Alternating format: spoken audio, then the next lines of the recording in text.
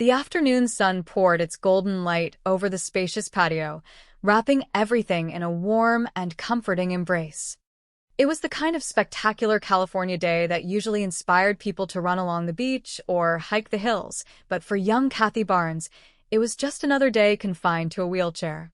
Her leg rested on an elevated cushion, a stark reminder of a skiing accident that had temporarily clipped her wings. Beside her sat Nurse Marian Hollister, a woman whose professional demeanor usually masked any deeper emotions. Kathy let out a dramatic, playful sigh as she patted her stomach. She looked over at the nurse with a theatrical pout. "Boy, I feel stuffed after that lunch. If I do not get out of this wheelchair soon, Miss Hollister, I am going to blow up like a balloon. All I do is eat and sleep. I am going to talk to Dr. Rickers about that." Nurse Hollister offered a tight, reassuring smile. "I think it is time we started you on a physical therapy program." "I bet I put on 10 pounds, Kathy grumbled good-naturedly, adjusting her bright floral blanket. "We will start you on a diet as soon as you are strong enough," Nurse Hollister replied, her tone soothing and measured. "You will be your old slender self in no time." She reached over and adjusted the dial on the patio speaker. I turned the speaker volume a little low. "Some of your neighbors may not appreciate Mr. Bill Edwards and his bedroom humor." "Oh, he is not that bad," Kathy chuckled, her eyes brightening at the mention of her favorite radio host. "It is all in fun." The booming, charismatic voice of Bill Edwards suddenly filled the patio, echoing from the state-of-the-art sound system that ran throughout the house. "This is station KBX. Please stay tuned for the Bill Edwards Show." Nurse Hollister stood up and smoothed her crisp uniform. "You just give a holler if you need anything. I will be fixing myself some lunch." "All right, now," Bill Edwards crooned through the speaker, his voice dripping with his signature, theatrical charm. "Let me carefully emphasize to my radio listeners now joining me that I have been expounding to 3,000 people seated out in front of me. Well, okay. Make that 11 people, including the cute little red-headed captivator now casing my engineer so lovingly. Well, the first platform of the women's liberation movement should be doing away with beauty products. Now, this would give us men an equal chance at not getting all messed up and emotionally jostled at such tender ages. I mean, no makeup, no hairdos, and instead of silk and fluff and all those goodies which have been giving me high blood pressure long before my time, just a simple sackcloth." Kathy giggled, closing her eyes as the warm breeze rustled the leaves above her. She loved the host and his ridiculous monologues. "Well, enough of that verbal jousting and down to business," Bill Edwards continued. "Today our topic for you Danies out there, and I love every one of you, even wearing your smoldering sackcloth and sporting those mustaches. Today our topic is, what was your most embarrassing moment when dating your husband, boyfriend, or live-in partner for the very first time?" Okay, the switchboard is lighting up. Inside the house, the atmosphere was far less relaxed. Kathy could hear the faint murmur of voices, but she felt her eyelids growing heavy.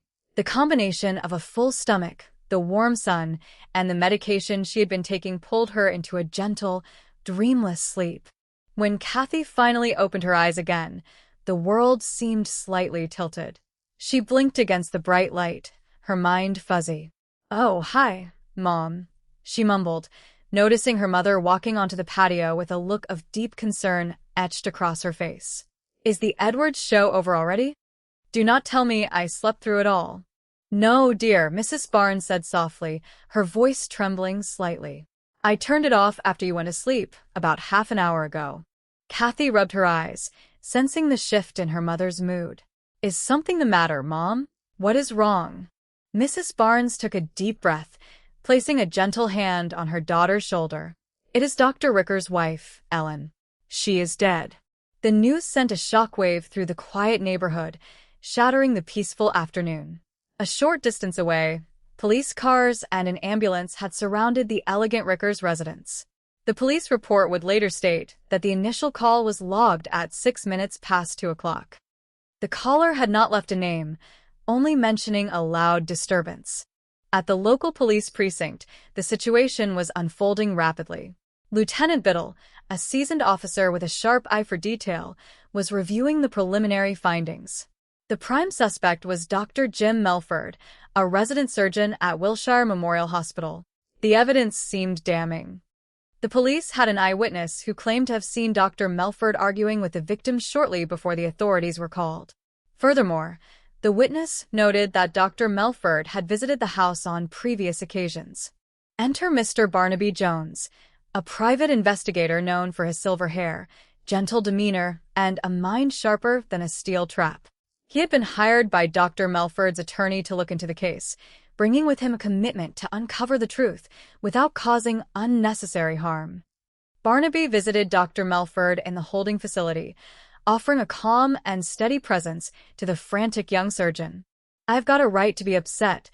Dr. Melford paced the small room, his hands running through his hair. "I got back to the hospital, parked my car, and 6 cops started grabbing me." Barnaby leaned against the wall, his voice soothing. "You left the hospital at 1:30 today and cannot explain where you were for the next hour and a half, during which time Dr. Ricker's wife was murdered." "Right," Jim replied, exasperated. "I washed up after a session with 2 burn cases. I drove to the county tennis courts to see if my usual partner was around. He was not. I was back at the hospital at 3:30.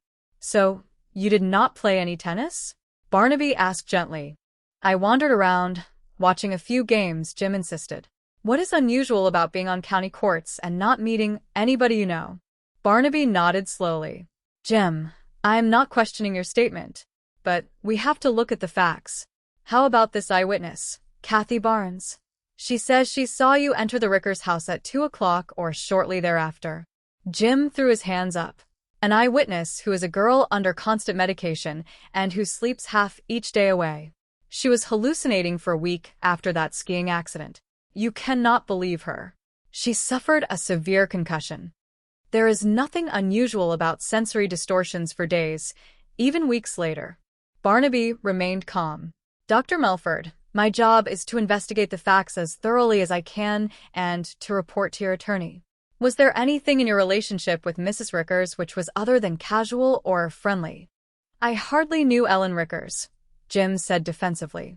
"I said hello when she dropped by the hospital, and a couple of times Dr. Rickers invited me to the house. That is it." Barnaby thanked him and decided his next stop had to be the Barnes residence to speak with the young eyewitness herself. He found Kathy back on the patio, looking much more alert. She was a bright, articulate girl, and Barnaby instantly liked her. "I know it was 2 o'clock because I was listening to the radio talk show and it had just come on," Kathy explained, her voice steady and confident. "That is quite a distance away from the Rickers' house, Kathy," Barnaby pointed out kindly. "You had no trouble recognizing the man you saw as Dr. Melford?" "Well, like I told Lieutenant Biddle, I met Dr. Melford at the hospital lots of times," Kathy said. "He always wore the same wild sports coat. He used to kid about a resident doctor only being able to afford 1 jacket, so he made darn sure he was getting his money worth out of it." "And this was not the first time you saw Dr. Melford visiting Mrs. Rickers?" Barnaby asked, his tone completely free of judgment. "Since my accident, being in a wheelchair, well, I have a clear view," Kathy admitted softly. "I never said anything about it before, because it was not any of my business." Their conversation was interrupted by Nurse Hollister, who approached with a small tray of medication. "Kathy, it is that time again." "I thought Dr. Rickers said I did not have to take any more medicine," Kathy protested mildly. "It is only vitamins, something to build up your strength," Nurse Hollister insisted, offering a cup of water. Barnaby politely excused himself, thanking Kathy for her time. His instincts told him there were layers to this puzzle that had yet to be peeled back. He headed to the office of Dr. Rickers to offer his condolences and ask a few routine questions. Dr. Rickers appeared haggard, a man carrying the heavy burden of sudden grief. "Dr. Rickers, I am sorry to intrude," Barnaby said gently. "Lieutenant Biddle gave me permission to look around. I am assisting Dr. Melford's lawyer in looking into the facts of the case. If there is anything I can do to assist you, Mr. Jones, I will be only too happy," Dr. Rickers said, running a hand over his tired face. "Jim Melford did not kill my wife." Barnaby noted the absolute certainty in the doctor's voice. "Dr. Melford thinks that in her present state, Kathy may have hallucinated the whole story." Yes, yes, he is right, of course, Dr. Rickers agreed quickly. That girl has gone through many periods of disorientation since her accident. I spoke to her a few minutes ago. She seemed alert and clear-headed, but patients recovering from head injuries often fall into a dreamlike state. They imagine events which seem very real to them after awakening. Barnaby left the office with more questions than answers. He decided to follow up on Ellen Ricker's personal life, which led him to the exclusive Elmwood Spa. There, he met with the manager, a fit and energetic man named Mr. Sims. Mrs. Rickers spent some time here, Barnaby noted as Mr. Sims demonstrated a stretching exercise. Did you get to know her well? Not too well, Mr. Sims replied, wiping his brow with a towel. Made out a couple of programs for her. Classes I thought she would be interested in. She never was. It is a shame she is dead. I just heard about it an hour ago. You just heard about it an hour ago? Barnaby raised an eyebrow. It was in all the papers. I did not see the papers. I have been up in the high Sierras camping with my son, Mr. Sims explained. Mr. Sims, what I am trying to do is put together a picture of Mrs. Ricker's life, Barnaby said. Did she socialize much with the guests here? Socialize? I would not say that, Mr. Sims chuckled dryly. She just went through the health program and kind of kept to herself. Health programs? Would you like to explain that? Barnaby pressed gently. Mr. Sims sighed. Well, to each his own. Mrs. Rickers was not exactly a desirable guest. The cottage she stayed in is pretty secluded, but after dark, voices carry. She had a visitor coming in late, always arguing with him, it seems. I had to go over there and tell him to hold it down a couple of times. Do you know who the visitor was? Barnaby asked. At first I thought it was her husband, but a couple of girls here laughed when I mentioned it to them. What did he look like? In his 30s, dark hair. A guy with a temper. I thought we were going to tangle when I told them they would have to be quiet, Mr. Sims recalled. Barnaby pulled out a photograph of Dr. Jim Melford. Is this the man? Mr. Sims squinted at the picture and nodded definitively. That is him. You are positive? Yes. I saw him at least twice. But the way the girls talked around here, he had to spend a lot of nights at that cottage. Mrs. Rickers' health program, they called him. Armed with this new information, Barnaby returned to Dr. Melford. He set the young doctor down and looked him squarely in the eye. You are not only a liar, you are a fool, Barnaby said, his voice firm but entirely lacking in malice. You are a fool for not telling your attorney about that relationship. And you are a fool for lying to the police. I was trying to protect her reputation, Jim pleaded, looking down at his hands. She was dead. Then why give the newspapers a field day? Let me give you some sound advice, Barnaby said softly. Call your attorney right now and tell him the truth. I did not kill her, Jim insisted, tears welling in his eyes. When I walked in, she was already dead, lying on the floor. I was at the house. It was a few minutes after 2 o'clock, so I guess Kathy Barnes did see me there, but I did not pound on that door. I used a key, opened it, and walked in. As soon as I saw Ellen, I knew I could not do anything for her, and I left in a panic. I mean, how could I have explained being at the house, having a key, and visiting there at the very time I knew Dr. Rickers was operating? Are you aware that Kathy Barnes is not only saying that she saw you enter the house, but that she saw Ellen Rickers alive? Arguing with you? Barnaby asked. And that has been driving me crazy, Jim admitted. That girl seeing me and Ellen together at the very time I went into the house. The only answer I can find is she imagined she saw Ellen alive. She saw you, but she hallucinated Ellen Rickers all at the same time? Barnaby asked thoughtfully. Mr. Owens, alive Ellen. I did not kill her, Jim whispered. Where is the key? Barnaby asked. I threw it out the window while I was driving. I do not even remember where. It was an impulsive act. I wanted nothing to connect me with the Rickers house. Dr. Melford, how could you make so many mistakes on just one day? Barnaby sighed. That key may have substantiated part of your story. Now, I want you to call your attorney right now. Get him over here and tell him everything you told me. I think he will suggest to you that you revise your story to the police. Barnaby left the young doctor and went back to his own office, a cozy space filled with books and files. He poured 2 cups of coffee, handing one to his brilliant assistant, Betty. Melford is not a stupid man, Barnaby mused, taking a slow sip. He knows that Kathy says that she saw Ellen Rickers inside the house, alive, talking to him. Now, if that is true, why does he deny it? Why does he not just say, yes, he left Ellen in the house, still alive, leaving the police with the problem of having to prove that she was not killed later on by someone else? Exactly, Betty agreed, her eyes bright with understanding. Now, if Melford has finished lying, we have got to take a closer look at Kathy's story. The next morning, Barnaby visited the Barnes house again. Dr. Rickers was there examining Kathy. You are doing wonderfully, Kathy, Dr. Rickers said, with a warm smile. There is no reason you should not walk about as much as you wish now. Try to get outdoors more. We can take a drive for a few hours today, if you like. Oh, great, Kathy beamed. Dr. Rickers turned to Barnaby. Morning, Mr. Jones. Kathy, how are the sea legs? Much better, Mr. Jones. It is such a nice morning. Kathy, Barnaby began casually, I met your Mr. Edwards yesterday. You did? Kathy clapped her hands together in delight. What is he like? Does he remember me? I called his show twice, you know.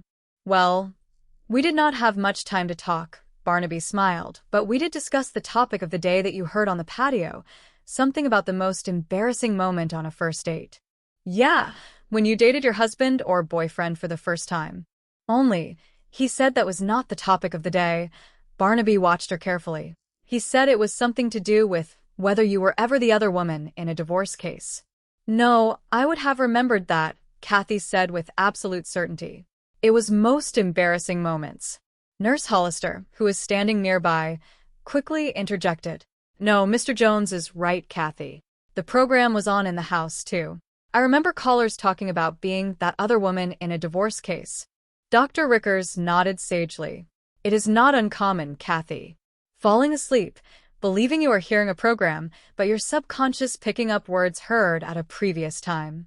I guess, Kathy said, looking suddenly doubtful and very small in her chair.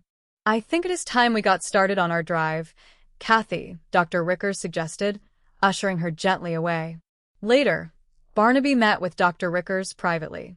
Doctor, if Kathy was totally wrong about what she thought she heard on the radio, could she not have been equally wrong about what she saw or thought she saw on that date? Ordinarily, yes, Dr. Rickers said smoothly. But you cannot dream or hallucinate something you have never seen before. I do not follow you. That red dressing gown Ellen was wearing, it was a gift from me, presented to her just that morning before I left for the hospital. Now, if Kathy said she saw Ellen in a red robe, a color she has never worn before, it proves that she did indeed see Ellen alive as she looked down to my front door about 2 o'clock that day. I see. Barnaby nodded slowly, his mind racing. It did not occur to you until just this morning? I immediately called Lieutenant Biddle and told him about the robe, Dr. Rickers said. That does tighten the case against Dr. Melford, does it not? With Melford admitting he came to my house, I think he should also admit that that uncontrollable temper of his took over, and he struck Ellen, causing her death. Meanwhile, Kathy and Dr. Rickers were out for their drive. You are very quiet, Kathy, the doctor noted. I am thinking about Mr. Jones, Kathy said softly.